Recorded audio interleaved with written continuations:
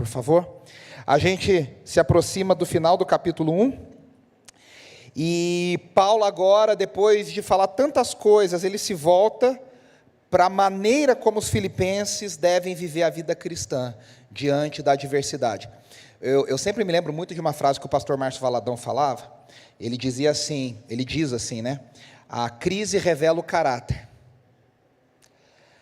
Sabe quando a gente fica nervoso, a gente fala, desculpa, é porque eu estava nervoso, eu falei isso, eu fiz dessa forma.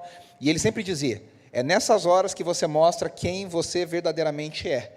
É quando o filtro vai embora e a gente põe para fora o que a gente é. E Paulo está falando algo parecido para os filipenses. É na hora da perseguição, é na hora da dificuldade, é na hora da oposição, que a gente revela o quanto a gente crê em Deus, ou quanto a gente diz que crê em Deus, mas não crê na verdade. Se tem uma coisa que a oposição e a luta, a dificuldade faz, é purificar o nosso coração.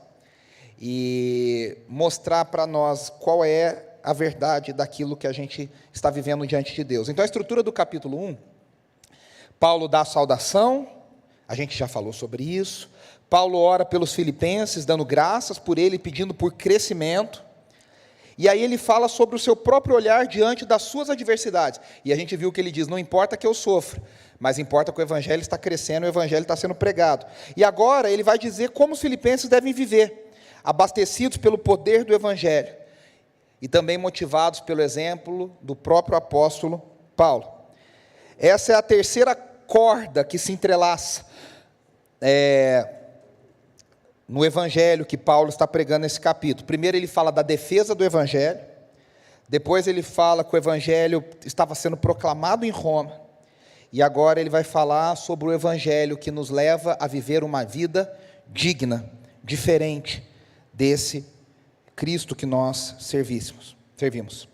Se a gente fosse estruturar essa primeira sessão, Paulo está dizendo o seguinte, diante da oposição, lembra que Paulo, ele mesmo enfrentou a oposição em Filipos, ele foi preso por ela, ele sabe que tem gente naquela cidade que odeia o evangelho, e ele está dizendo, lutem juntos pelo evangelho.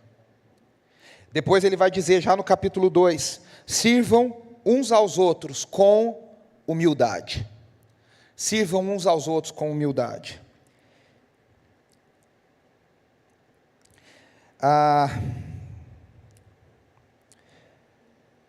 Aqui o foco cristocêntrico, o foco em Cristo, de Paulo, se destaca numa das mais importantes e notórias e lindas passagens do Novo Testamento, que nós cantamos aqui já, falando sobre a humilhação de Cristo e a sua exaltação.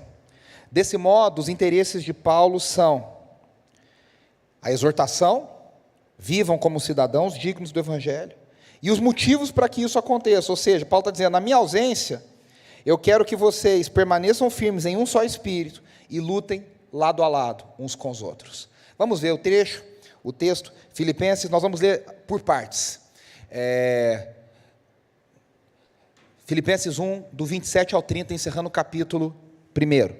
Paulo diz assim, não importa o que aconteça, vivam de maneira digna do Evangelho de Cristo, para que assim, quer eu vá e os veja, quer apenas ouça a seu respeito na minha ausência, fique eu sabendo que vocês permanecem firmes em um só espírito, lutando unânimes pela fé evangélica, sem de forma alguma deixar-se intimidar por aqueles que se opõem a vocês. Para eles isso é sinal de destruição, mas para vocês de salvação, e isso da parte de Deus. Porque a vocês foi dado o privilégio de não apenas crer em Cristo, mas também de sofrer por Ele, já que estão passando pelo mesmo combate que me viram enfrentar, e agora ouvem que ainda enfrentam. Veja, havia uma coisa que Paulo desejava ouvir em relação aos filipenses. Paulo queria ouvir, e lembre-se que Epafrodito foi encontrar com Paulo e levar a oferta, e Paulo recebeu um relato da igreja, e aqui para os curiosos como eu, é um desespero, porque Paulo ouviu notícias da igreja, e ele não achou necessário colocar quais foram essas notícias, porque ele está respondendo para a igreja que sabe qual é o assunto, e a gente que não está no assunto, fica sem saber exatamente o que Paulo está dizendo, quais eram essas lutas, porque Epafrodito falou face a face para Paulo, pessoalmente, e Paulo respondeu, e a gente ficou de fora, como diz o outro, boiando. Né? A gente não sabe exatamente qual é o assunto, mas Paulo está dizendo o seguinte: o meu desejo é que vocês fiquem firmes diante das provações, diante dos ataques. Aí o verso 27 é a base para toda essa sessão. Volta no verso, isso, obrigado. Não importa o que aconteça, vivam de maneira digna do Evangelho. Paulo tem duas preocupações aqui. A preocupação com a firmeza e com a unidade, e diante da oposição e diante do sofrimento.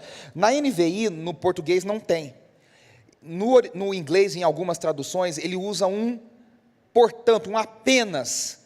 Tem um começo da frase. Paulo está dizendo assim: agora, diante de tudo isso, eu falei do futuro, que eu espero estar com vocês. Lembra que semana passada nós falamos? Eu espero estar com vocês, eu espero ser libertado. Mas caso isso não aconteça, ele está dizendo: agora, eu vou falar do presente, do que vocês têm enfrentado. Do que vocês têm enfrentado. Então, Paulo está dizendo, à luz do desejo de que eu quero estar com vocês, mas antes que eu chegue aí, eu já ouvi notícias de vocês, e agora eu quero falar para vocês: vivam de maneira digna do Evangelho. A vida digna não é uma vida monástica, não é vamos fazer um acampamento longe da cidade, a gente se isola e a gente faz uma comunidade sem pecado. Isso não existe. Todas as vezes na história da igreja que alguém tentou fazer isso, deu errado. Viver de maneira digna do Evangelho é ter uma dupla cidadania. E aqui é interessante, porque a palavra que Paulo usa é uma palavra que em grego que é politeustai. Politeustai, que tem a ver com cidadania. Paulo está dizendo: vivam como cidadãos do reino dos céus, ou seja, de uma maneira digna do reino dos céus. Lembre-se que os filipenses tinham grande orgulho de ter um passaporte romano, de ter uma cidadania romana. O passaporte deles era de outra corzinha, sabe? Eles olhavam para as outras cidades e falavam: nosso passaporte é melhor que o de vocês, a gente é cidadão romano. E Paulo está falando: mais importante que a cidadania romana de vocês é que vocês são cidadãos dos céus. Então vivam de acordo com essa cidadania, vivam na cidade de vocês de acordo com esse estilo de vida. Nesse intervalo, ele esclarece 3 formas que ele acha que é viver digno do Evangelho. Ele diz: quando vocês permanecem firmes num só Espírito, quando vocês lutam juntos pela fé do Evangelho, e quando vocês não são intimidados pela oposição. Paulo fala de uma unidade de coração e de mente, querendo dizer que nós temos um só coração e uma só mente. A palavra aqui, na NVI, é traduzida como propósito. Olha só, fique sabendo que vocês permanecem firmes em um só Espírito. Não, peraí, antes disso. Cadê? Ué, peraí, que eu não estou achando aqui. No 27, né? Isso. Fique sabendo que você permanece firme em um só Espírito, lutando unânimes pela fé evangélica. Aqui essa ideia da mente é a palavra psique. E a gente tem essa tradução, então, de vocês estão lutando no mesmo propósito, na mesma mentalidade. Vocês estão lutando juntos. E aqui tem uma coisa muito interessante, né? A igreja não tem gente que luta e gente que não luta. Todos estão, ou deveriam estar lutando a mesma batalha.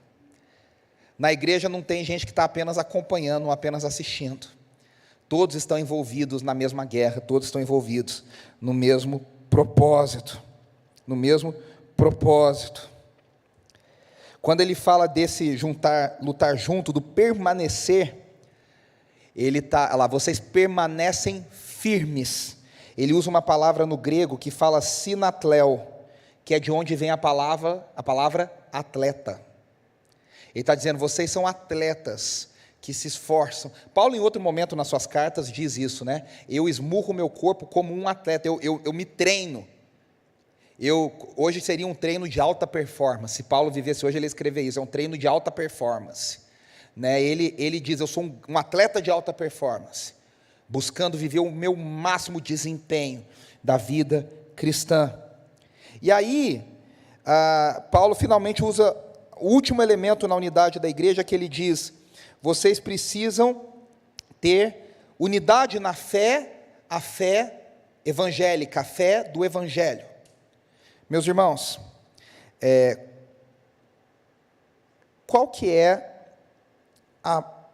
vamos dizer, a base dessa unidade? A base da unidade é o Espírito, que é o mesmo Espírito que unifica todo mundo. Todos têm acesso ao mesmo Espírito, todos têm o mesmo poder, todos têm um Espírito que gera a mesma mentalidade, todos permanecem como uma só pessoa. E aí, quando ele usa aqui a ideia, né, dessa uma só pessoa, ele está dizendo, nessa unidade nós encontramos força para lutar esse bom combate do Evangelho. Como a gente canta, né, na música do Asaf Borba, lutando o bom combate do Senhor, baseada nessa passagem, né? Lado a lado trabalhando, sua igreja edificando e rompendo as barreiras pelo amor. E na força do Espírito Santo, no mesmo Espírito, a gente pode lutar como uma só pessoa contra a oposição que vem. Eu acho interessante que aqui tem algumas coisas. Primeiro, Jesus Cristo disse que quando nós fôssemos um, o mundo saberia que Ele nos enviou. Paulo está dizendo basicamente a mesma coisa. Quando a igreja se une na mesma fé, nutrida pelo mesmo Espírito, eles se fortalecem para lutar essa batalha. Quando a igreja luta separada, ela se enfraquece. Quando a igreja luta junto, ela se fortalece contra a oposição do inferno. E aqui tem uma coisa que eu gosto muito, que Paulo tem implícita uma ideia de coragem. Às vezes a gente é muito medroso diante das coisas, da oposição que vem. A igreja é muito medrosa às vezes. Ai, gente, vamos olhar. Eu sempre lembro dessa passagem, né, quando Jesus disse que assim, ele está edificando a igreja sobre a declaração de que ele é o Filho de Deus, e ele diz, sobre essa pedra eu vou edificar a minha igreja, e as portas do inferno não prevalecerão contra ela. E aí parece sempre para a gente, que eu sempre falo isso, que a primeira imagem que a gente tem, é que está o inferno inteiro tentando arrombar a porta, e a gente está do outro lado segurando e falando, não vai entrar, em nome de Jesus não vai entrar, morrendo de medo do ladrão entrar dentro de casa. Só que essa não é a imagem que Jesus fala, a imagem de Jesus é o contrário, é o inferno que está tentando se segurar nas suas portas, e a igreja de Jesus avançando e entrando, onde o inferno não consegue mais segurar, e a igreja de Jesus vai avançando, onde havia trevas passa a haver luz, aonde havia morte passa a haver vida, aonde havia condenação passa a haver libertação.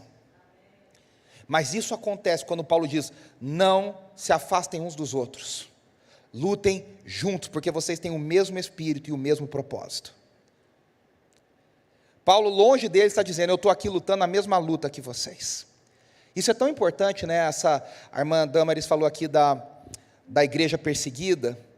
Quando a gente vê os relatos da igreja perseguida, meus irmãos, não é uma coisa longe da gente, não é a gente tem uma igreja que se virem lá e tal. Não, é a mesma luta que nós estamos lutando, é o mesmo evangelho, é o mesmo exército, é a mesma guerra, contra os mesmos inimigos, e a gente fortalece uns aos outros, nos testemunhos que vêm de lá, na oração que vem de cá, no fortalecimento uns dos outros, no fortalecimento mútuo, daquilo que Deus quer fazer, através da sua igreja. Paulo já tem falado exaustivamente sobre isso, a importância de orarmos uns pelos outros, a importância de estarmos juntos, lutando juntos, o bom combate, o bom combate. Então, somente permanecendo firmes nesse único Espírito, a gente pode lutar como uma só pessoa. Tem uma frase aqui que eu anotei, que é muito legal, que diz assim, não há verdadeira unidade, onde não há unidade na verdade. Vou falar de novo. Não há verdadeira unidade, onde não há unidade na verdade. O Evangelho, que é a verdade, nos unifica no mesmo Espírito, no mesmo entendimento, na mesma fé, na mesma disposição, na mesma vontade de se entregar, de se humilhar, de abrir mão dos seus direitos e de guerrear como um atleta, como um guerreiro. Paulo usa uma linguagem militar para dizer: a gente está lutando contra uma oposição, e a oposição das trevas. Veja que Paulo, ele entende que a oposição implicitamente não são os soldados, não é, porque os soldados, ele já falou, o soldado é campo missionário, ele está preso aqui em mim, eu estou pregando para ele. Não é Paulo que se enxerga preso ao soldado, ele enxerga que o soldado está preso a ele, ele fala, o problema dele, ele está ouvindo o evangelho o tempo inteiro. Ali é campo missionário. Paulo enxerga o inimigo nas forças das trevas, na oposição do inimigo, na oposição demoníaca. Então, primeiro, a gente não entra na batalha por nós mesmos, nós entramos na batalha pelo evangelho. Segundo, a gente luta junto, não uns contra os outros. Às vezes a igreja perde muito tempo lutando ela contra ela mesma, discutindo coisas banais, enquanto coisas importantes estão avançando e a igreja não se une para lutar. Então, em Filipe havia aqueles que se opunham, e Paulo sabe ao que ele está dizendo, e aqui de novo, a gente não sabe o que é, se houve uma situação, se alguém se levantou, se alguém caluniou, se alguém foi preso, a gente não sabe, mas a gente pode supor, provavelmente, a gente sabe disso, até por outras cartas de Paulo e por Atos, que a igreja sempre levantava um problema, por quê? Porque os cidadãos romanos eram chamados a prestar culto ao imperador, como senhor do mundo, e a igreja se reunia para dizer que o senhor do mundo não era o imperador, mas era aquele nazareno que havia sido crucificado em Jerusalém, Jesus Cristo, Senhor. Então, essa oposição estava sempre acontecendo. Então, Paulo está dizendo, vocês estão lutando a mesma luta, eu estou preso aqui, vocês estão enfrentando oposição aí, mas nós estamos juntos. E Paulo está dizendo que a verdade do evangelho brilhe em vocês, para que essa oposição não intimide vocês de pregar o evangelho. Eu sempre cito aqui, vale a pena citar, a história da igreja está recheada de homens e mulheres corajosos diante da oposição. Eu sempre cito aqui um dos mártires que estava indo para Roma ser preso e ser oferecido aos leões. E os discípulos dele fizeram um motim e interceptaram a caravana e falaram: a gente veio te libertar. E ele responde dizendo: por que vocês tentam me envergonhar? E os discípulos não entenderam nada, falaram: a gente veio aqui te salvar. E ele falou: não, eu estou agora desejoso de ser morto pelos leões. Ele fala: não ore para que eu seja liberto, orem para que os leões tenham muita fome, para que não sobre nada de mim, e que a minha morte glorifique a Jesus. Esse é um exemplo, de centenas, de milhares de exemplos de homens e mulheres, dos quais a gente nem sabe muito o nome. Muitos a gente nem sabe o nome, que diante da oposição, diante da morte, honraram a Jesus, porque eles tinham uma certeza: eu não luto por mim mesmo, eu não luto no meu nome, e eu tenho essa coragem. Por isso que a gente entende agora, que Paulo acabou de falar: meus irmãos, se tiver que morrer, a morte é lucro. Ele deu o exemplo dele, mas ele está dizendo, para vocês é a mesma coisa, se morrer, a morte é lucro. Porque a morte significa partir e estar com Cristo, como ele fala. Então, a igreja unida é capaz de uma posição contra a oposição. Eu sempre falo, a perseguição faz um bem para a igreja em alguns momentos. Nos países que a igreja é perseguida, vai ver se eles brigam entre denominação por coisas pequenas. Vai ver se eles ficam discutindo questões teológicas pequenas. Eles nem têm tempo para isso, eles estão se unindo para tentar se juntar contra o inimigo comum.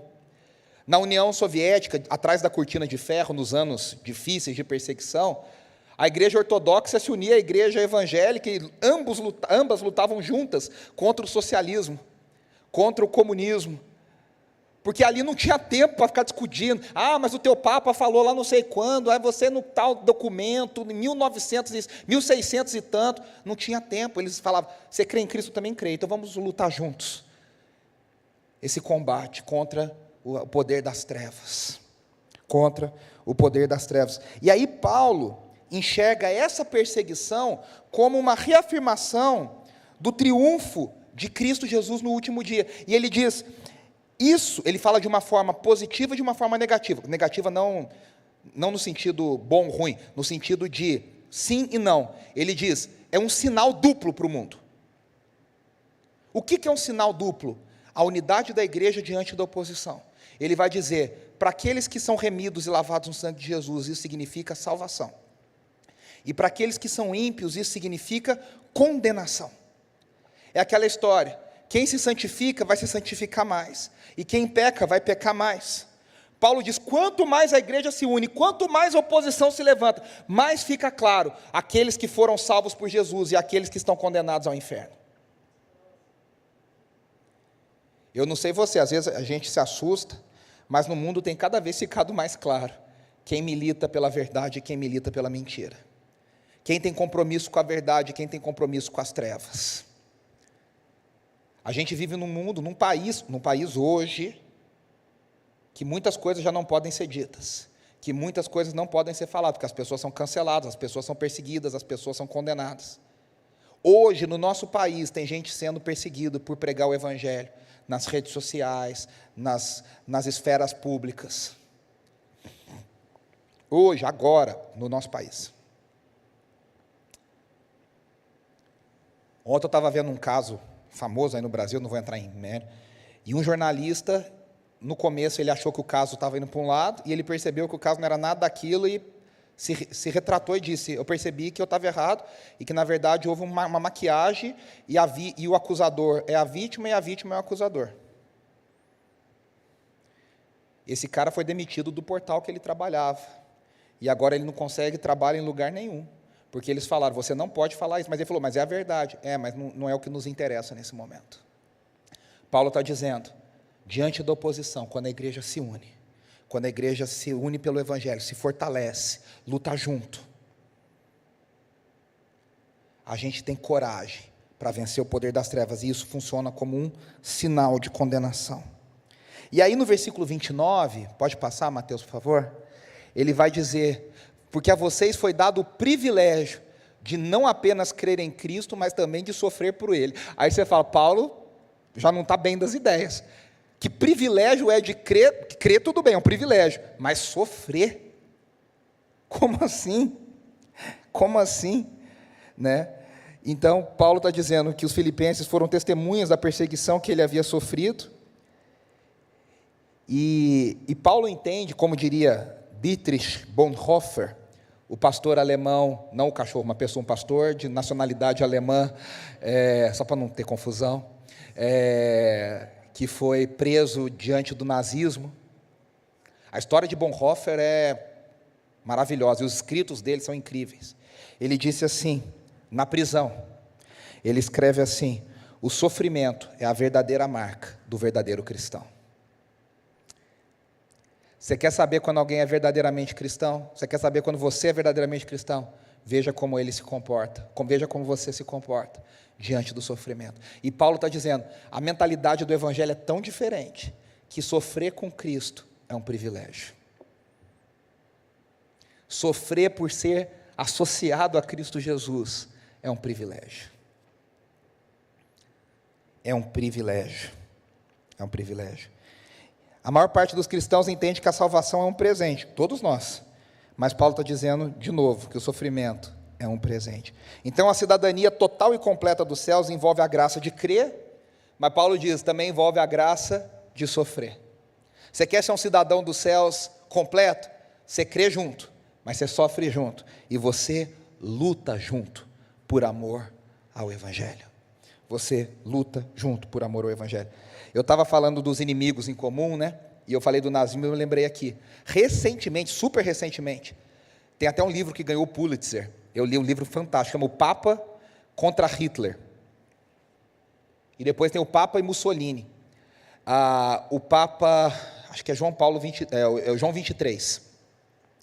Se não me engano, era ele que era Papa na época do nazismo e do fascismo.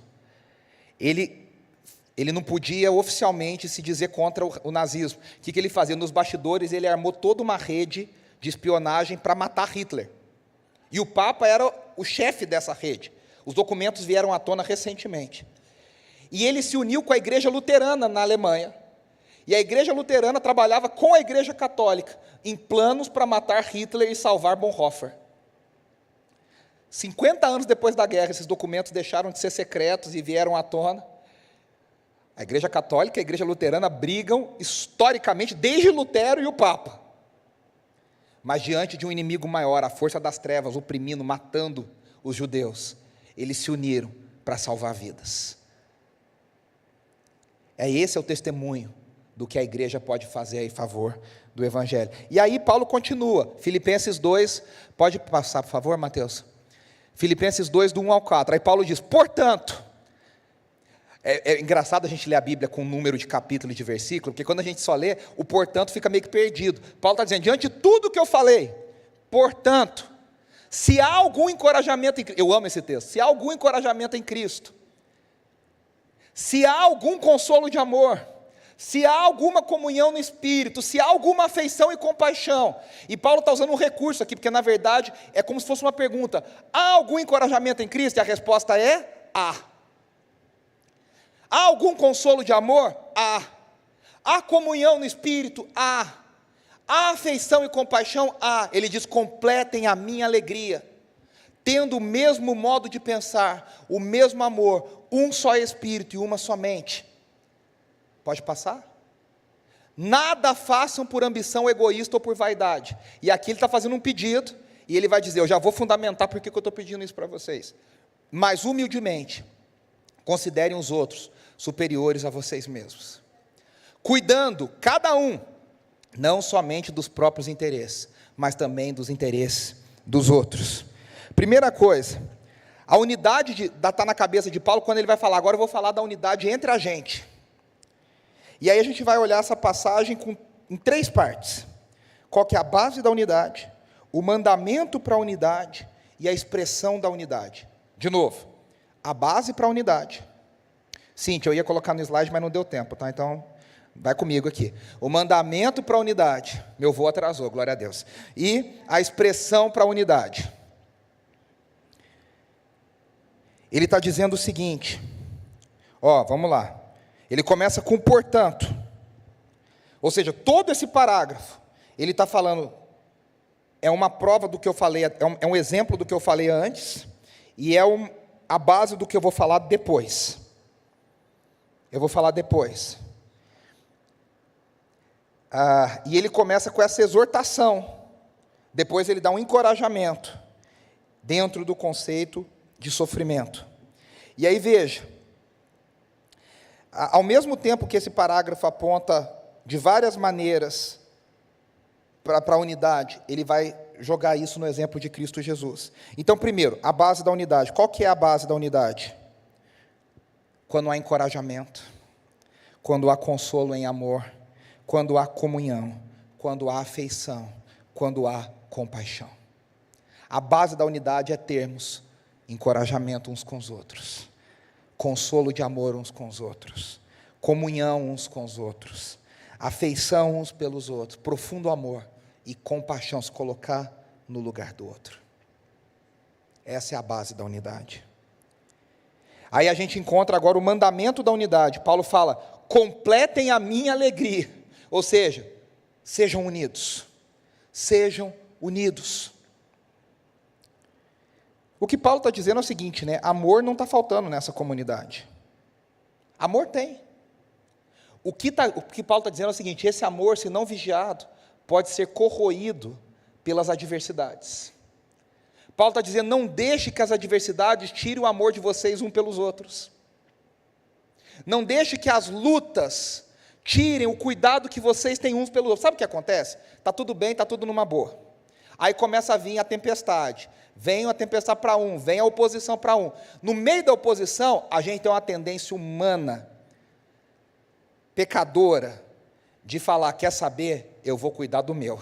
Está muito difícil. Eu estava aqui cuidando, mas agora eu não estou tendo tempo de olhar para o próximo, eu vou cuidar das minhas coisas, porque a coisa está difícil. E Paulo está dizendo, no meio da oposição, no meio da luta, não tire o olho do outro, continue olhando para o outro, continue cuidando do outro, não coloque o foco em si mesmo. A tentação é para a gente colocar o foco em si mesmo, e aí o que a gente começa a se achar? Coitadinho. Eu sempre falo isso. Hoje o Mateus fez uma brincadeira comigo, né? Eu falei, está tudo bom, está tudo bem. Eu falei, tirando o que está ruim, está tudo bem. Ele falou assim, olha, Tem gente por aí que está pior que a gente. E cá entre nós, quando a gente se envolve com o problema da vida dos outros, com a vida dos outros, a gente descobre que a nossa vida não está tão difícil assim. Quando a gente fica muito ensimesmado, a gente começa a se achar coitado. É porque está muito difícil, que ninguém liga para mim, ninguém cuida de mim. Você quer curar disso? Você quer parar de ser uma pessoa, como a gente diz hoje, mimimi? Você quer ser uma pessoa de autocomiseração? Começa a olhar para o próximo, começa a cuidar do outro, começa a se envolver com os trabalhos, com o problema dos outros, e você vai ver que a gente, então, pode ter essa unidade e saber o que significa servir. Paulo está dizendo, vocês se encherão com a plenitude de alegria, o cálice do apóstolo, quando vocês voltarem a amar completa e totalmente uns aos outros. E aí, em terceiro lugar, a gente encontra a expressão da unidade. Qual que é a expressão da unidade? Eu tenho a base, eu tenho o mandamento. Qual que é a expressão? Quando vocês têm o mesmo modo de pensar. Quando vocês têm o mesmo modo de pensar. E aí Paulo diz, esse modo de pensar envolve a humildade de Cristo Jesus. Quando ele fala, no versículo 3, nada façam por ambição egoísta ou por vaidade. Lembra que no capítulo 1 ele tinha falado, tem alguns pregando por ambição? Ele está dizendo, não façam nada por ambição egoísta. Gente, vamos falar a verdade? Como é difícil isso, hein? Como a gente é egoísta, como a gente gosta de se promover, e a gente é treinado no mundo de hoje para aproveitar as oportunidades. Está no nosso DNA. Você vê a chance de puxar o tapete do outro, mas você fica se coçando de vontade de puxar o tapete do próximo, para se dar bem, para se promover. E o desafio do Evangelho é nada façam por ambição egoísta. E aí ele termina, humildemente. Eu brinco com a minha família, lá no grupo da família, que eu peço 10 coisas a Deus todos os dias. Humildade, humildade, humildade, humildade, humildade, humildade. E aí eu falo que eu vou escrever o livro, As 10 pessoas mais humildes da Terra e como eu ensinei as outras 9. É difícil para a gente ter a verdadeira humildade. E ter a sensibilidade à necessidade dos outros. E aí Paulo, então, vem assim para matar e coloca uma das passagens mais lindas de todo o Novo Testamento. Os especialistas dizem que esse era um hino da igreja. A gente não sabe se foi Paulo que escreveu, se foi outra pessoa que escreveu, mas provavelmente era um hino que a igreja cantava.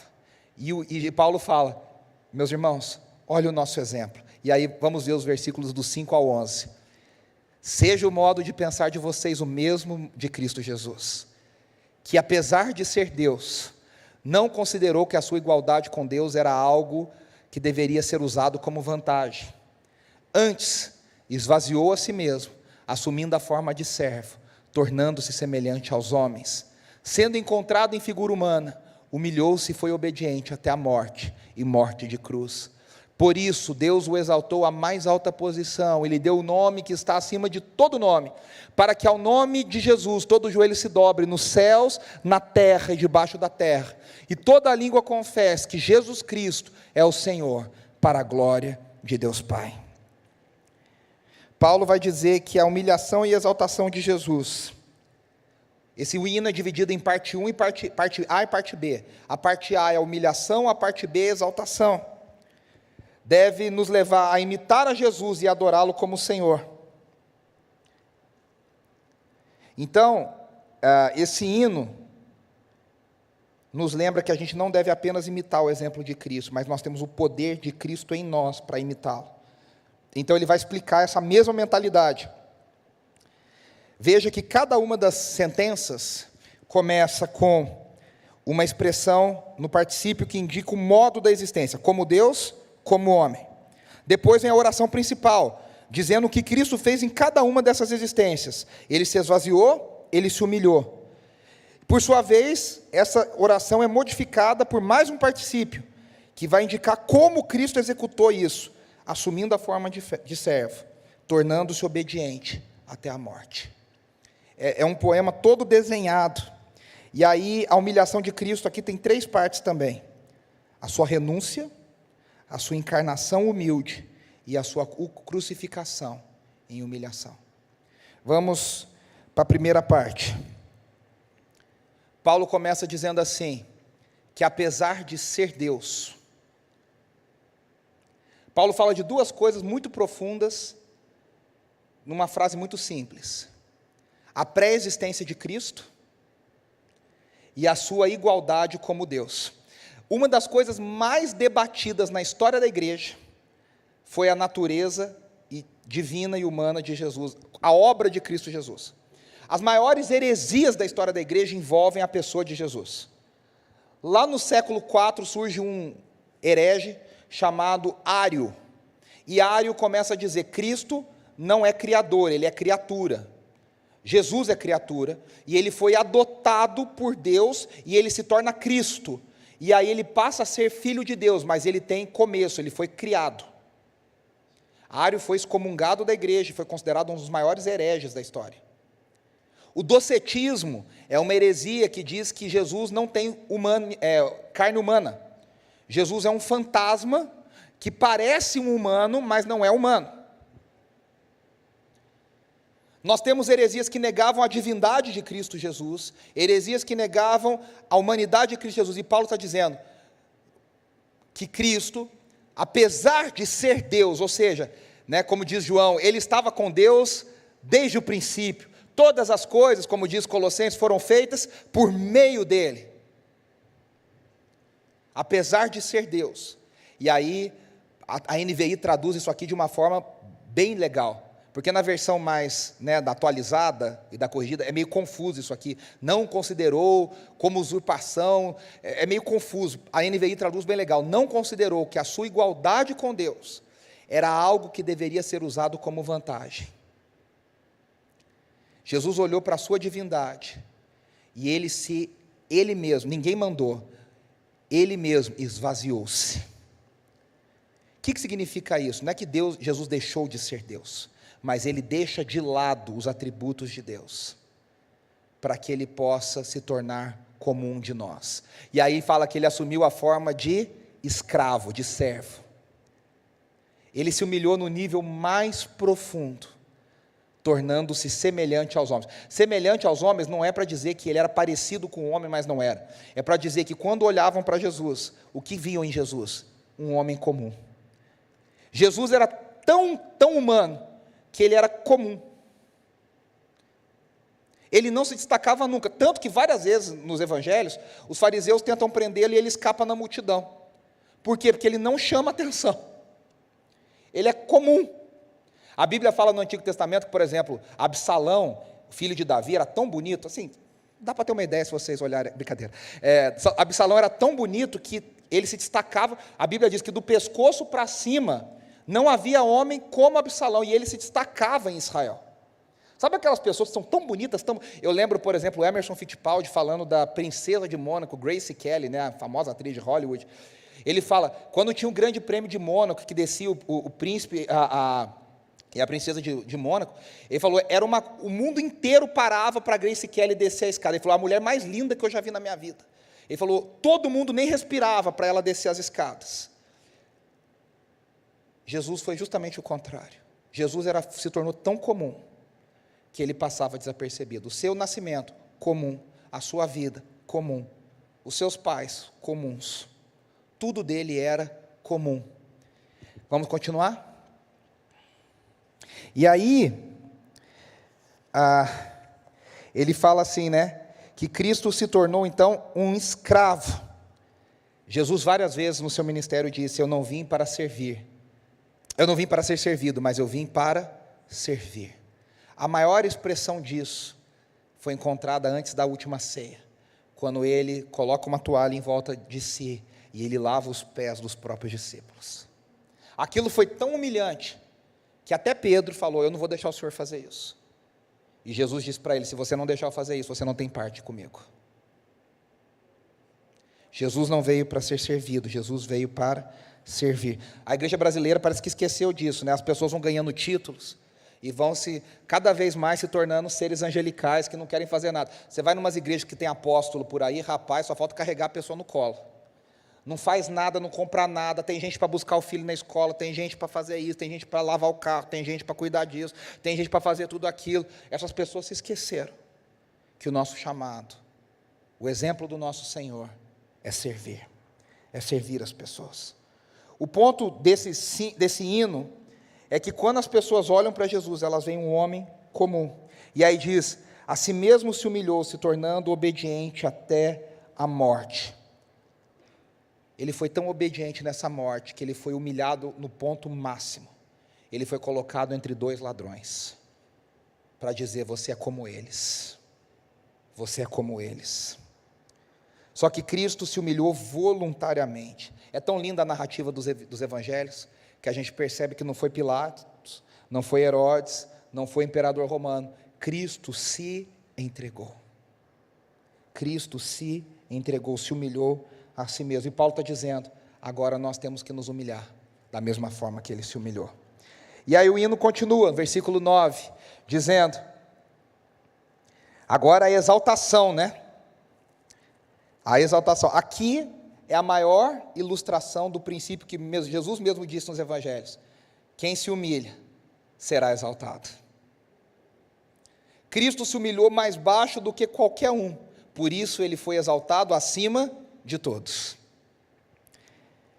E aí diz, né, no versículo 9, por isso Deus o Pai, Deus o exaltou à mais alta posição. Como consequência da obra de Cristo, Deus o exaltou acima de tudo. E aí diz, e lhe deu o nome. Eu vou falar uma coisa aqui que talvez você nunca tenha pensado. Qual é esse nome? E os comentaristas bíblicos ficam discutindo qual é o nome. E aí a gente responderia, Jesus. Aí que está o negócio. Eu vou só lançar, vocês ficam pensando depois. Há muitos comentaristas dizem, Jesus foi o nome dado na encarnação da segunda pessoa da Trindade. Jesus é um nome de humilhação. Jesus é um nome de salvação do servo sofredor.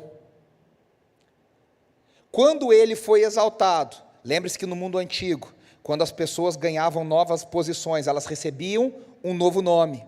Os reis, quando assumiam seus tronos, eles recebiam um novo nome. Provavelmente, o que Paulo está dizendo, o que esse hino está dizendo é, Cristo, quando foi exaltado, ele recebe do Pai um novo nome. E aí os comentaristas sugerem que o novo nome é Senhor, Kyrios. Ele é o Senhor do mundo agora, ele é o Senhor da criação. Interessante isso, né? Na encarnação, o nome Jesus foi dado, na sua exaltação, ele recebe em graça o nome Senhor. Por isso que a gente diz, Jesus Cristo é o Senhor. E essa exaltação só pode gerar uma resposta. E qual é essa resposta? A nossa adoração. Por isso que ele diz, para que ao nome de Jesus todo o joelho se dobre, nos céus, na terra e debaixo da terra. Aqui é uma forma de Paulo dizer, tudo que existe vai se dobrar diante de Jesus. E toda língua, veja que ele não está falando os cristãos, ele está dizendo toda língua, confessará que Jesus Cristo é o Senhor, para a glória de Deus Pai. E aí Paulo vai continuar, nós vamos falar isso na semana que vem, dizendo, né? Seguindo o exemplo de Cristo Jesus, agora vocês têm a mesma mente que ele teve, o mesmo modo de pensar. Se Cristo nos deu esse exemplo, que desculpa temos nós para dizer, mas tudo tem um limite, hein? Eu vou servir, mas ser feito de bobo não quero não. A humilhação tem um ponto final. Cristo se humilhou até o final. O Evangelho de João diz que ele nos amou até o fim. Ele foi obediente até o final. Com esse exemplo no coração, meus irmãos, a gente tem que viver amando uns aos outros, servindo uns aos outros, colocando o interesse do outro acima do meu. São desafios para a nossa cultura, né? São desafios para a nossa cidade, são desafios para a nossa realidade. A gente parece estar sempre ocupado com as nossas coisas e nem tem tempo de lembrar do outro. Eu quero desafiar você essa semana e nas próximas a tomar atitudes práticas com isso, sabe? Manda mensagem para alguém, manda uma oração para alguém via WhatsApp, pergunta como a pessoa está, se importe com a história de alguém, toma um café com alguém, escute essa pessoa, se coloque para servir, para abençoar. Isso é tão difícil hoje. Eu me lembro não, vou dar um exemplo aqui, o Ju, você me permite, eu vou citar o seu nome. Há um tempo atrás, a gente tem uns amigos que tiveram a segunda filhinha, e eu lembro que a Ju foi lá em casa e comentou, eu me coloquei à disposição, fui lá, perguntei se eu podia dar banho na neném, podia ficar com a outra, e a gente, você falou assim, eu nem era tão amiga, mas me coloquei à disposição e tal, e eu achei aquilo tão tocante, eu falei, caramba, se todo mundo fizesse um pouquinho mais disso, se a gente colocasse à disposição, falar, olha, se você precisar, conta comigo, eu estou aqui. Não do jeito paulistano, viu? De vamos marcar e não marca nunca, se precisar me chama para não chamar nunca. De verdade. De verdade. Você quer que eu vá buscar? Você quer que eu vá te ajudar? Como é que eu posso fazer? Tendo o exemplo de Cristo Jesus, porque isso é um sinal para o mundo, de que nós fomos salvos e transformados por Cristo Jesus. Que nós sejamos uma igreja unida contra a oposição das trevas. Que a gente tenha a certeza de que servir a Deus é um privilégio, e sofrer por Cristo é um privilégio. Quando a gente sofre porque a gente faz besteira é uma coisa, mas quando a gente sofre por amor ao Evangelho é outra coisa. Que Deus tenha misericórdia de nós e nos ajude a imitar o exemplo de Cristo Jesus. Vamos orar? Senhor, nós apresentamos a nossa vida diante do Senhor. Como é bom a gente não precisar aguardar o último dia para já glorificar Jesus e dizer que Ele é o Senhor de todas as coisas, e reconhecer que Ele é o nosso Senhor, e que Ele tem o nome mais adorado e mais exaltado de todos. Como é bom pertencer a esse Deus de amor, como é bom pertencer a esse Evangelho de graça, como é bom saber que a nossa vida não é nossa, mas ela te pertence. Que o Senhor nos dê a graça de agradecermos pela salvação, mas também de sabermos que é um privilégio sofrer por amor a Ti. Que em meio ao sofrimento o Senhor nos ajude a permanecermos fiéis. Que em meio à oposição das trevas que se levanta, o Senhor nos ajude a entender que a igreja de Jesus tem o poder de Jesus, no Espírito de Jesus, para resistir às trevas.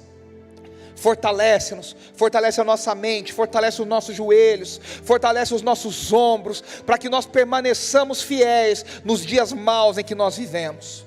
Nada pode parar a igreja de Jesus, nada pode vencer a igreja de Jesus, não por nossa causa, mas por causa de Jesus, que é o Senhor sobre tudo e sobre todos. Mais uma vez nós nos lembramos e declaramos que as portas do inferno não irão prevalecer contra a igreja de Jesus. As portas do inferno não irão prevalecer sobre o Evangelho de Jesus. O Evangelho que liberta, o Evangelho que sara, o Evangelho que cura, o Evangelho que quebra barreiras, o Evangelho que unifica, o Evangelho que traz comunhão, o Evangelho que traz amor. Que nós tenhamos amor, que nós tenhamos consolação, que nós tenhamos comunhão, que nós tenhamos o consolo do Espírito sobre nós, para termos a graça de sermos encontrados fiéis até o último dia do Senhor. Que a graça de Deus Pai Todo-Poderoso, o Pai de Jesus Cristo, Senhor dos Senhores, permaneça sobre nós. Que as bênçãos de Jesus Cristo, o Filho, aquele que se humilhou, aquele que se tornou como um de nós, e aquele que foi obediente até o final, e hoje está sentado acima de todo nome, sobre todos os tronos, e sobre todos os poderes do universo. Que as consolações do Espírito, aquele que gera em nós amor, unidade, compaixão, consolo, permaneçam em nós hoje, e para todo sempre. E o povo de Deus diz, amém, amém e amém. Não saia sem dar um abraço na pessoa perto de você. Convide ela para comer uma pizza.